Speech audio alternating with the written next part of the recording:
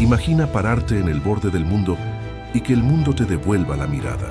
No hay ciudad, no hay carretera, no hay señal, solo tierra antigua que respira. Ahora imagina que ese lugar, ese que parece sacado de un sueño, existe, no en una película, no en una pintura, en coordenadas reales, a horas de donde vives. Hay rincones en este planeta que la humanidad olvidó nombrar y la naturaleza aprovechó ese silencio para hacer algo imposible. Hoy vas a conocer 10 de ellos. 10 lugares donde la realidad decidió romper sus propias reglas. Bienvenidos a El Confín. Si disfrutas descubrir lo que el mundo esconde en sus extremos, suscríbete a El Confín y dinos en los comentarios desde dónde nos ves hoy. Este es tu lugar, Huacachina, Perú, el oasis que no debería existir. Hay un momento exacto al amanecer, cuando la luz rasante todavía es naranja y fría, en que las dunas del desierto de Ica parecen montañas de cobre fundido. El viento las recorre en silencio, lento como si las estuviera puliendo. Y justo allí, enclavada en ese vacío de arena, aparece una mancha verde, un espejo de agua, un conjunto de palmeras, un pueblo. Huacachina existe donde la geología dijo que nada debería existir.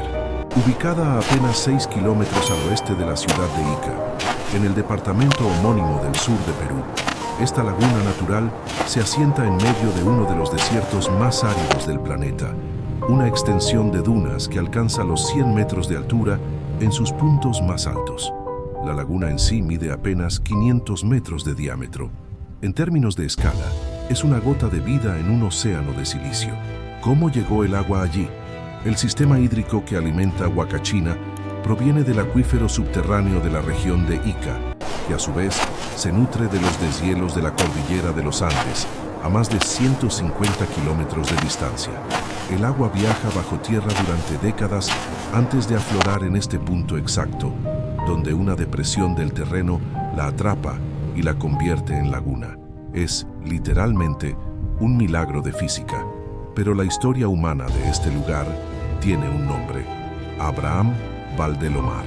El poeta peruano, nacido en Ica en 1888, convirtió Huacachina en escenario literario antes de que el turismo lo descubriera. Sus crónicas describían la laguna como el lugar donde la naturaleza guardó su último secreto. Valdelomar murió joven, a los 31 años, pero su escritura ancló la laguna en la identidad cultural peruana mucho antes de que los dune buggies rugieran sobre sus dunas.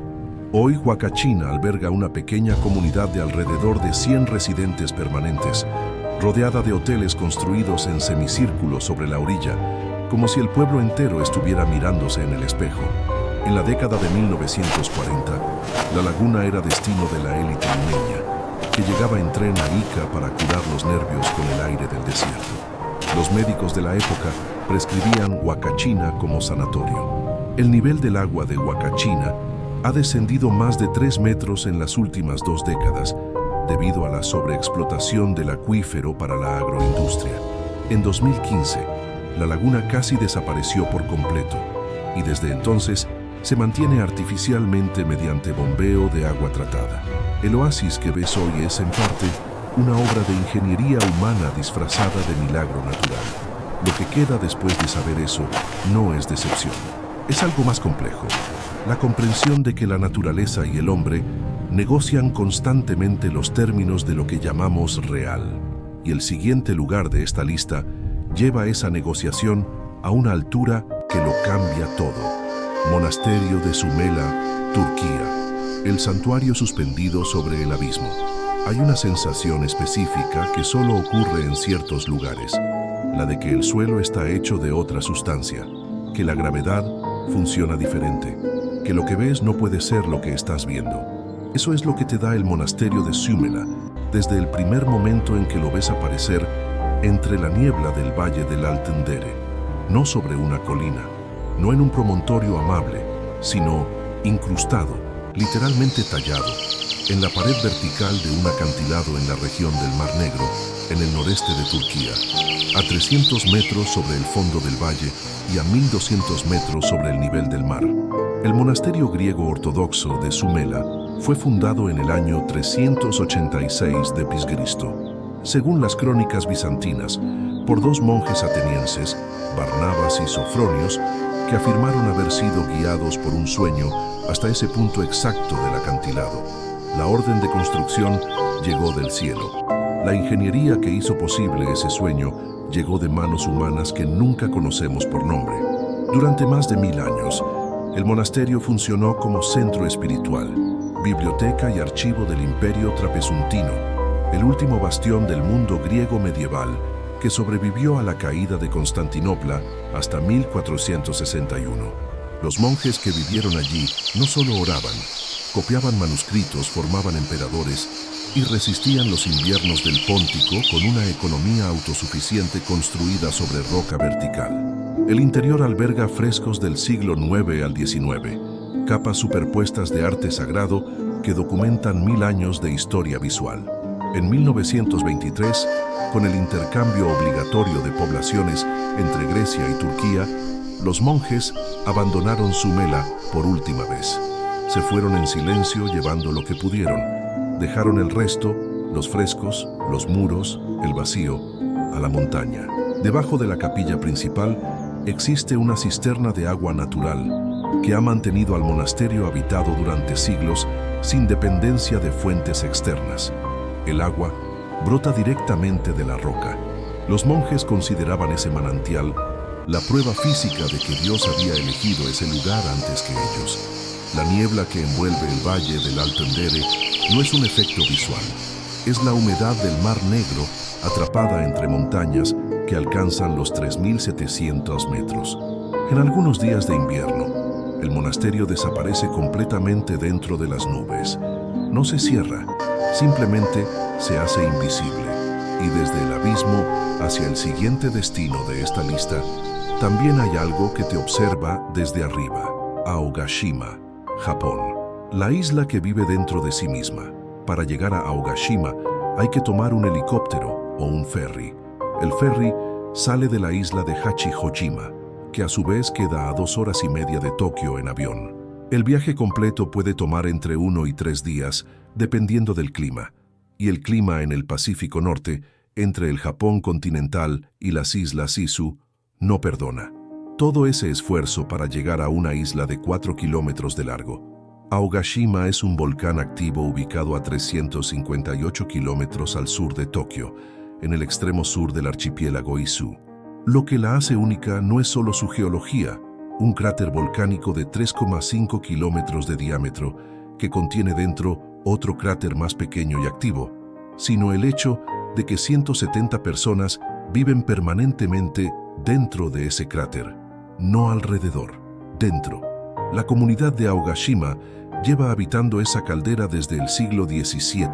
En 1785, el volcán interior entró en erupción de manera catastrófica, matando a 130 de los 327 habitantes de la isla, casi el 40% de la población.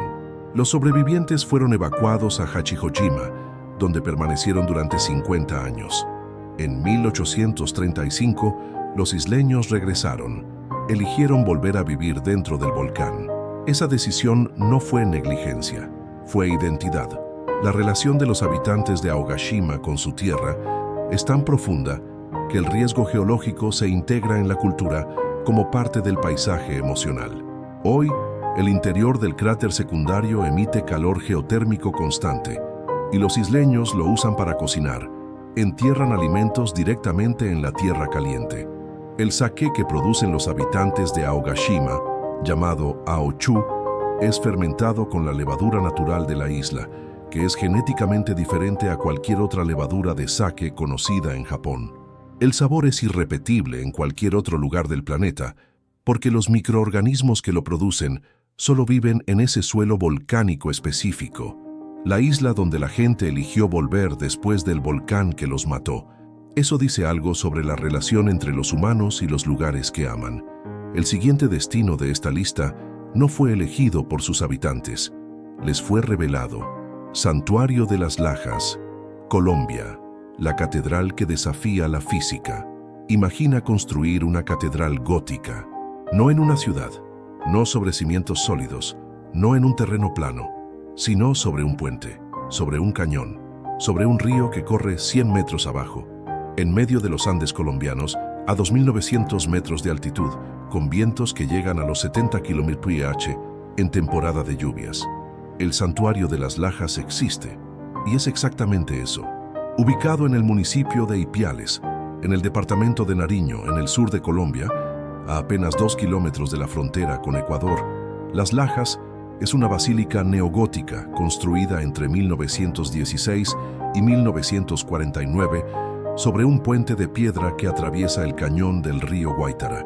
La estructura tiene 100 metros de altura desde el fondo del cañón hasta la torre principal y 50 metros de longitud en el puente. Sus 4 torres alcanzan los 30 metros cada una. El origen del santuario es una historia de 1754. Una mujer indígena llamada María Mueces de Quiñones, conocida como La Muda, cargaba a su hija Rosa sobre su espalda cruzando el cañón durante una tormenta. Allí, según el relato documentado en los archivos diocesanos de Ipiales, Rosa, quien era sordomuda desde su nacimiento, habló por primera vez. En la pared de la cueva apareció una imagen. Las autoridades eclesiásticas de la época la reconocieron como milagrosa. Esa cueva es hoy el interior de la basílica. La imagen original está incorporada directamente en la roca, no pintada sobre ella, incorporada dentro de la piedra misma, en capas que los geólogos han confirmado no son pigmento aplicado, sino minerales del propio sustrato. La Iglesia Católica no tiene una explicación técnica oficial, la ciencia tampoco. En las paredes exteriores del cañón que rodea el santuario, miles de devotos han incrustado placas de mármol con inscripciones de agradecimiento por milagros recibidos. Las hay en español, inglés, francés, italiano, quechua y aymara. La más antigua data de 1813. Juntas forman el mayor archivo de fe popular al aire libre del continente americano. Pero si crees que esto ya es extraordinario, lo que viene a continuación va a redefinir lo que entiendes por lugares olvidados. Porque el siguiente destino de esta lista no solo fue olvidado por el mundo, fue olvidado incluso por el tiempo. Castillo de Uchizar, Capadocia, Turquía, la fortaleza que nació del volcán. Hay regiones en el planeta donde la geología tomó un camino tan improbable que el resultado parece diseñado. Capadocia, en el corazón de la península de Anatolia, en Turquía central, es una de ellas. Durante millones de años, las erupciones del volcán Erciyes depositaron capas de ignimbrita, roca volcánica blanda, sobre el paisaje. La erosión posterior esculpió esas capas en columnas cónicas de hasta 40 metros de altura que los geólogos llaman chimeneas de hadas. Dentro de ese paisaje, en el punto topográficamente más alto de toda la región, se alza Uchizar. No es un castillo construido, es un peñasco volcánico de 60 metros de altura que fue excavado por manos humanas durante más de 2000 años hasta convertirse en una fortaleza multipisos. Los primeros habitantes de Uchizar llegaron alrededor del siglo VII a.C. Durante el período hitita, el peñasco servía como atalaya. Desde su cima se puede ver a más de 50 kilómetros en cualquier dirección en día claro. En la época bizantina, las familias que vivían en las chimeneas de hadas miraban hacia Uchizar como referencia de seguridad. Cuando el peñasco encendía sus antorchas, significaba que el peligro se acercaba. Una de las historias más extraordinarias ligadas al lugar es la del monje capadocio Basilio el Grande, nacido en Cesarea, la actual Kayseri, en el año 330 d.C. Basilio estableció las primeras comunidades monásticas de la región, algunas excavadas en las mismas formaciones rocosas de Uchizar. Su influencia definió el monasticismo cristiano oriental durante siglos, y se cree que habitó alguna de las celdas talladas en la roca durante sus períodos de retiro. La roca de ignimbrita de Capadocia tiene una propiedad térmica excepcional. Mantiene una temperatura interior constante de entre 7 y 12 grados Celsius durante todo el año, independientemente de la temperatura exterior, que puede oscilar entre 21 en invierno y plus 140 en verano. Las ciudades subterráneas de la región, algunas con capacidad para 10.000 personas, eran reguladores de temperatura naturales de escala urbana. El hombre no construyó Uchizar. el hombre habitó lo que el volcán le ofreció. Ese matiz, entre construir y habitar, define la diferencia entre los destinos que siguen en esta lista y todo lo que viste antes. Valparaíso, Chile. La ciudad que se escribe sobre el cerro. Valparaíso no empieza donde empiezan las ciudades normales. No empieza en una plaza, ni en un puerto, ni en una avenida principal. Empieza en un ascensor. 42 ascensores funiculares conectan el plano del puerto con los 42 cerros que forman el cuerpo real de la ciudad. Cada cerro es un barrio distinto, con su paleta de colores propia, su economía particular, su arquitectura acumulada en capas de 2 siglos. Puerto principal de Chile desde la colonia española, Valparaíso fue durante el siglo XIX el puerto más importante del Pacífico Sur. Antes de la apertura del Canal de Panamá en 1914, todo barco que quisiera cruzar de un océano al otro debía rodear el Cabo de Hornos. Y la siguiente escala técnica de agua, víveres y reparaciones era Valparaíso. La ciudad albergó a comunidades alemanas, inglesas, italianas, francesas y croatas que dejaron en sus cerros arquitecturas superpuestas. En 1906, un terremoto de magnitud estimada en 8,6 destruyó el 70% de la ciudad y mató a más de 3.000 personas. Valparaíso se reconstruyó, pero no intentó borrar las cicatrices, las integró. Los muros rajados se cubrieron de murales, las casas irregulares se pintaron de colores imposibles.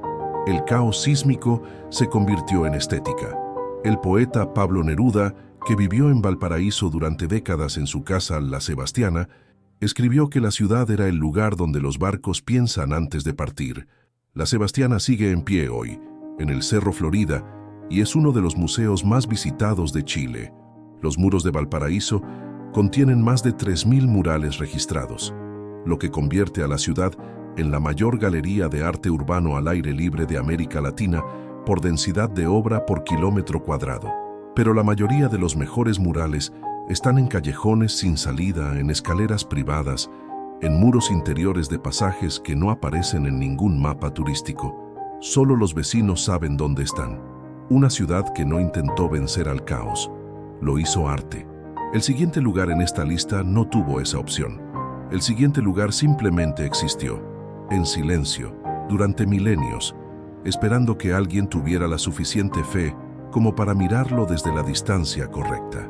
Fanjingshan, China, la montaña que flota sobre las nubes. Hay algo en la arquitectura de las montañas chinas que la tradición taoísta entendió antes que la geología, que las formaciones rocosas extremas no son accidentes de la corteza terrestre, sino demostraciones, pruebas de que la materia bajo presión suficiente y tiempo suficiente puede hacer cosas que parecen sobrenaturales. Fanjingshan, en la provincia de Guizhou, en el suroeste de China, es esa demostración llevada al extremo. La cima principal, el monte Fenghuang, alcanza los 2.570 metros sobre el nivel del mar y fue declarada Patrimonio Natural de la Humanidad por la UNESCO en 2018. En su cima, 2 templos budistas se alzan sobre una formación rocosa de apenas 20 metros de ancho que se eleva como un filo vertical sobre el vacío. Para llegar a ellos hay que cruzar 2 puentes de piedra que conectan la aguja rocosa con el cuerpo principal de la montaña. Los templos son del siglo XIV, de la dinastía Ming, y fueron construidos por monjes que subieron materiales de construcción, ladrillos, vigas, agua, durante años, a mano, por senderos que hoy requieren entre 4 y 6 horas de ascenso. El monje que supervisó la construcción del templo superior se llamaba Xuanshu, y según los registros del monasterio de la montaña, vivió en la cima durante 23 años sin bajar. Murió allí en 1421.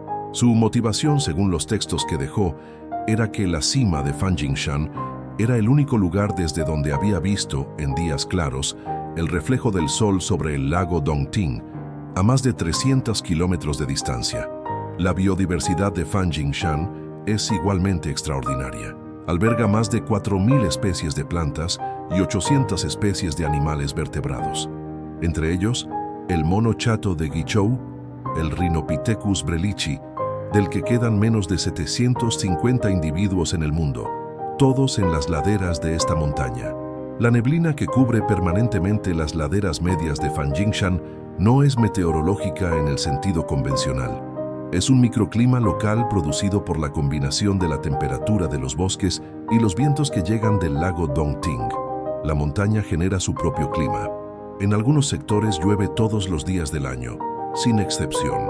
El siguiente destino de esta lista también tiene su propio sonido, pero no es el sonido del viento. Es algo más antiguo, más físico, más imposible de ignorar. Cueva de Fingal, Escocia. La catedral que la naturaleza construyó con geometría perfecta. Existe un principio matemático llamado empaquetamiento hexagonal óptimo, la demostración de que los hexágonos son la forma más eficiente para llenar un espacio plano sin dejar huecos. Las abejas lo resolvieron hace 35 millones de años en sus colmenas. La naturaleza lo resolvió hace 60 millones de años en la costa oeste de Escocia. La cueva de Fingal, en la isla deshabitada de Staffa, en las Islas Hébridas Interiores, está construida enteramente por columnas de basalto de sección hexagonal. Cada columna mide entre 6 y 12 metros de altura y entre 30 y 50 centímetros de diámetro. Hay cientos de ellas apiladas verticalmente sobre el nivel del mar, formando las paredes, el techo y el suelo de una cueva de 20 metros de altura y 72 metros de profundidad. El origen es una colada de lava basáltica que, al enfriarse de manera extremadamente uniforme, hace entre 55 y 60 millones de años, se contrajo en fracturas perfectamente regulares. El resultado es una cueva que el sonido del mar convierte en instrumento musical. El nombre Fingal proviene del Fionn mac Cumhail de la mitología céltica. La conexión geológica entre Staffa y la calzada del gigante en Irlanda del Norte es real. Ambas formaciones son parte de la misma colada de lava del período Paleógeno, separadas por 90 kilómetros de mar y 60 millones de años de erosión. En 1829, el compositor alemán Felix Mendelssohn visitó la cueva y regresó con el recuerdo sonoro del eco del mar entre las columnas. Lo convirtió en la obertura Las Hébridas, Op. 26. La pieza reproduce, en forma orquestal, el ritmo exacto de las olas entrando y saliendo de la caverna. Mendelssohn tenía 20 años. La cueva de Fingal no puede visitarse por tierra. Solo es accesible por barco durante los meses de verano del hemisferio norte y solo cuando el estado del mar lo permite. En invierno, las olas que entran en la cueva alcanzan los 8 metros de altura. La cueva que Mendelssohn convirtió en sinfonía está vacía y cantando la mayor parte del año. El siguiente destino de esta lista también fue moldeado por fuerzas que ningún humano pudo controlar. Pero allí, el hombre no solo vivió dentro de la fuerza de la naturaleza, la convirtió en morada durante siglos. Meteora, Grecia. Los monasterios que eligieron el cielo como suelo. Existe una pregunta que cualquier visitante de Meteora se hace al verlo por primera vez, antes de saber nada de su historia. ¿Cómo subieron?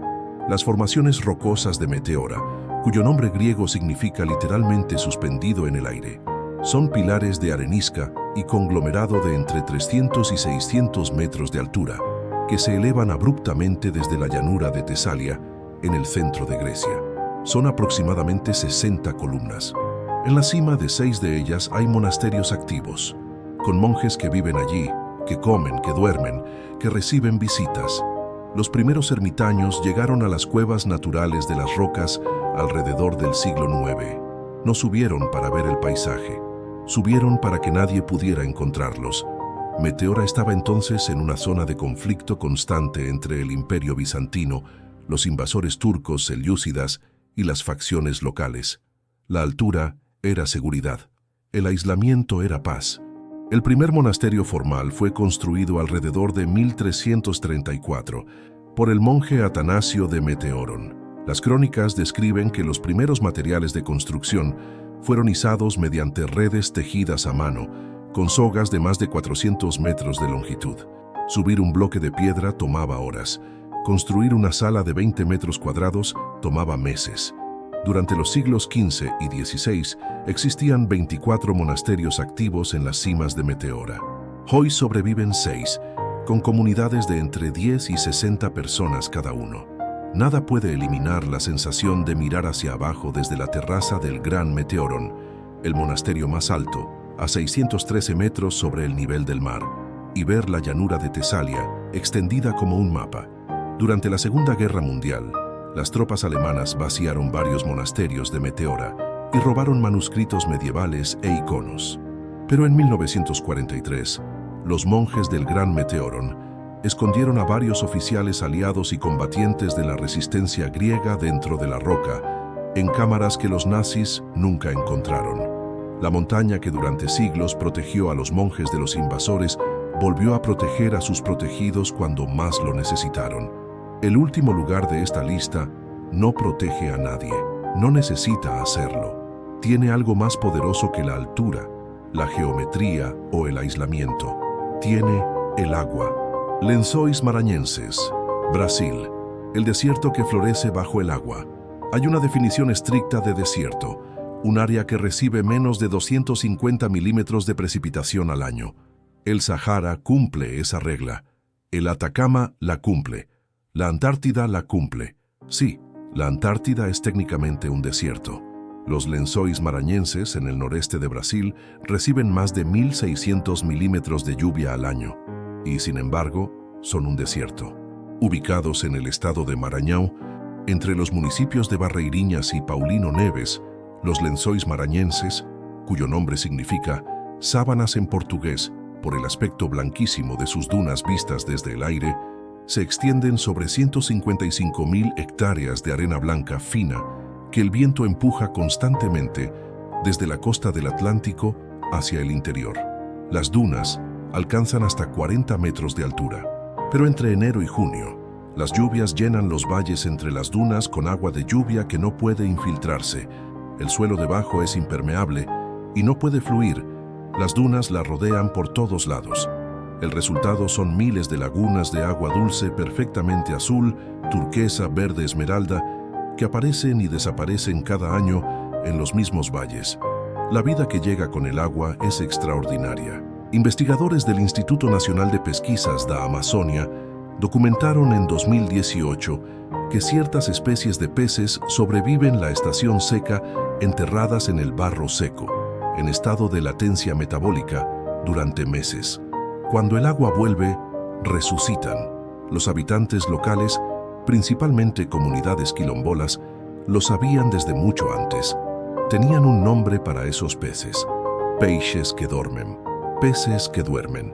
Las comunidades quilombolas de los Lençóis no solo viven en el borde del parque, viven dentro de él, en aldeas sin electricidad ni carreteras pavimentadas, guiando turistas a caballo o en canoas por rutas que no existen en ningún mapa digital. Algunos de los guías locales son la quinta o sexta generación de su familia en conocer de memoria el sistema de lagunas. ¿Cuál aparece primero en cada temporada? ¿Cuál es la más profunda? ¿Cuál tiene agua suficientemente fría para nadar incluso en enero? Los Lençóis Maranhenses no tienen una sola laguna permanente. Todas desaparecen completamente en la estación seca, cada año, sin excepción. Lo que ves en una foto de los Lençóis en verano no existirá exactamente igual el año siguiente. Las dunas habrán cambiado de forma, los valles de profundidad, las lagunas de posición. El paisaje que ves es irrepetible. Nunca existió antes exactamente así. Nunca volverá a existir después exactamente igual. Un oasis que se sostiene solo porque alguien decidió recordarlo. Un monasterio tallado en el vacío por manos que creyeron que la fe podía contra la gravedad. Una isla donde la gente regresó después de que el volcán los expulsó. Un desierto que florece y desaparece y vuelve a florecer, fiel a un calendario que solo él conoce. Los lugares que el mundo olvidó no esperaron que nadie los rescatara. Siguieron existiendo con la misma indiferencia magnífica con que existían antes de que el primer humano los encontrara. Lo que cambia cuando los conocemos no es el lugar, somos nosotros. Los Lençóis Maranhenses no son solo un desierto con lagunas, son el recordatorio de que lo más extraordinario del planeta no es lo que permanece, es lo que desaparece y vuelve. ¿Sabías que los peces de los Lençóis Maranhenses sobreviven enterrados en la arena durante meses, esperando que vuelva el agua, y luego simplemente continúan con su vida como si nada? Cuéntanos en los comentarios cuál de estos 10 lugares te pareció más imposible de creer. Si este viaje te dejó sin palabras, apóyanos con un me gusta y suscríbete a El Confín para no perderte el próximo destino. Hasta la próxima. Para ofrecerte la experiencia visual más completa posible, este video combina material documental real con simulaciones avanzadas y recreaciones generadas mediante inteligencia artificial. Esto nos permite mostrarte lo que antes era imposible de ver. Gracias por ser parte de El Confín.